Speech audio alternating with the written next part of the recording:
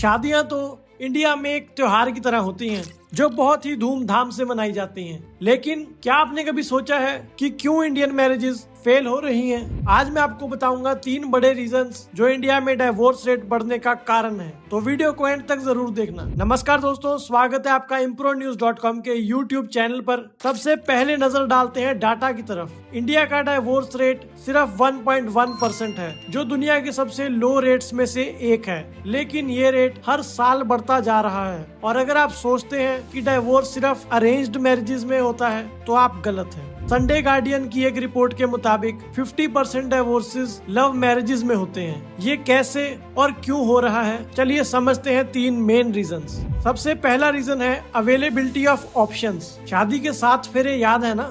दूसरे फेरे में हस्बैंड वाइफ एक दूसरे के साथ हर सिचुएशन में रहने का प्रॉमिस करते हैं, लेकिन आजकल ये प्रॉमिसेस सिर्फ मंडप तक सीमित रह गए हैं। क्यों?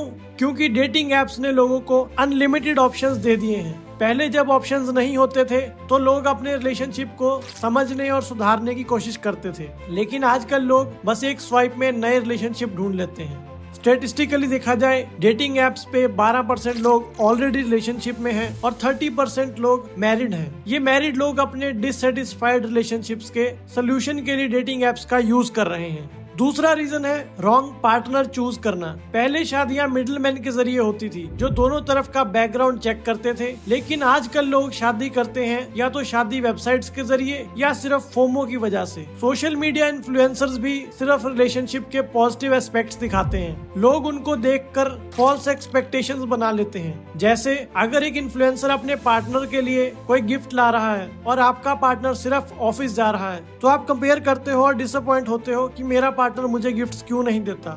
लेकिन जब शादी के बाद आपको उस इंसान के साथ रहना पड़ता है, तब आप उसके फ्लॉज देखते हो और तब लगता है कि ये इंसान टॉक्सिक है, जिसका रिजल्ट डाइवोर्स होता है। तीसरा रीजन है वेस्टर्नाइजेशन ऑफ थॉट्स। पहले शादी एक सेक्रेड इंस्टीट्यूशन होता था, लेकिन आजकल ओपन रिलेशनशिप्स का कॉन्सेप्ट पॉपुलर हो रहा है।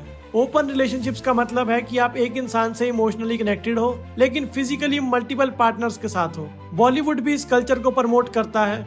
जैसे एक मूवी गुड न्यूज में मल्टीपल पार्टनर्स को पॉजिटिवली दिखाया गया है। ये इन्फ्लुएंस यूथ तक पहुंच रहा है और धीरे धीरे ये चीजें इंडिया का पार्ट बन रही हैं।